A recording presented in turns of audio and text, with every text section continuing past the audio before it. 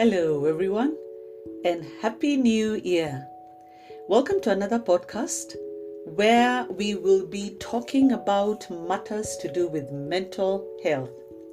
In today's podcast, I will focus on emotional intelligence, which is also known as EQ. Okay, now, this is a phrase that you may have heard a couple of times and wondered, what is emotional intelligence? EQ is the ability to monitor our emotions as well as the emotions of others. To be able to distinguish between different emotions correctly, label them correctly, and to use emotional information to guide our thinking and behavior. And it also gives us the unique ability to influence other people's emotions as well. Emotional intelligence also allows us to connect with others, understand ourselves better, and live a more authentic, healthy, and fulfilled life. Ultimately, it's all about identifying emotions in ourselves and others, relating to others, and communicating about our feelings. Now, we all endure stressful days, and it's completely normal and completely manageable if you have the right skills at your disposal. Now, this is where emotional intelligence comes in. With a high emotional intelligence practice, you have sufficient self-awareness to recognize negative feelings and to respond to them accordingly, and therefore prevent escalation or even conflict. Uncontrolled and misunderstood emotions can intensify our vulnerability to other mental health issues such as stress, anxiety, and even depression. I will now discuss 5 key elements of emotional intelligence, which will help you better understand what it entails and why it's important to incorporate emotional intelligence in our daily lives. Now, they include, the first one I will discuss or talk about is self-awareness. If you are self-aware, you always know how you feel, you know how your emotions and your actions can affect the people around you. Being self-aware also means having a clearer picture of your strengths and your weaknesses. The second element of EQ is self-regulation. What do I mean by self-regulation? This is a commitment to personal accountability. Know your values, hold yourself accountable.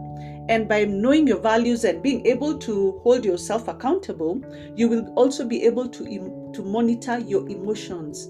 How are you feeling? What are your thoughts? And by doing this, you can practice being calm even when the situation looks like it can escalate.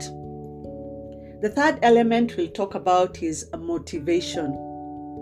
This is the ability to self-motivate.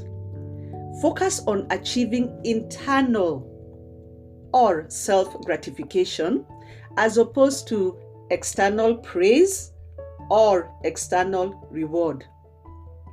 Now, if you are able to motivate yourself in this way, you will be inclined to be more committed and more goal-oriented. The fourth one we will talk about is empathy. Now, what is empathy? Empathy is the ability to put yourself in somebody else's situation. Basically, walking in somebody's shoes. This will help you pay attention to your body language, also known as non-verbal communication. With this, you will be more aware of other people's feelings and respond to them accordingly, according to their feelings, not your emotions. The last one I will talk about is social skills. Now, with social skills, you are in a better position to manage the emotions of others through emotionally understanding and using this to build a rapport and connect with people through skills such as active listening, verbal and non-verbal communication. Now, you may be asking yourself, how does practicing emotional intelligence add value to my life? The value and benefits of emotional intelligence are many. I will mention just a few. Emotional intelligence is undoubtedly a valuable tool to utilize in the face of difficulties. It has the potential to enhance personal resilience, basically bounce back from a very difficult situation.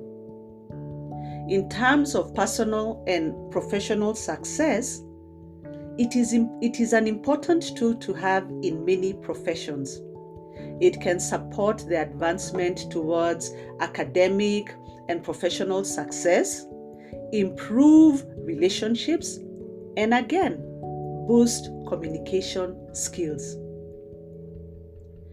Now, individuals with high emotional intelligence can learn from constructive criticism as well as be aware of what they are able to do and what they are not able to do.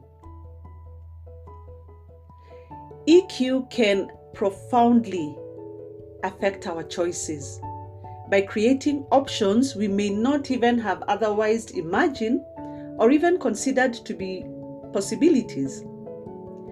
The value of practicing emotional intelligence is endless. I hope this brief information on EQ will help you lead a more informed and fulfilling life. Before I finish, I leave you with this quote by Nelson Mandela, who was the ultimate practitioner of emotional intelligence. He was indeed self-aware. He was self-regulated, self-motivated. He had empathy and practiced a whole lot of social skills. The quote goes like this: "Do not judge me by my successes. Judge me by how many times I fell down and got up again." If you or anyone you know is experiencing challenges with your mental health, feel free to get in touch with us. Professional help is available. Please check out the link below for more information. Until next time, stay safe and take care.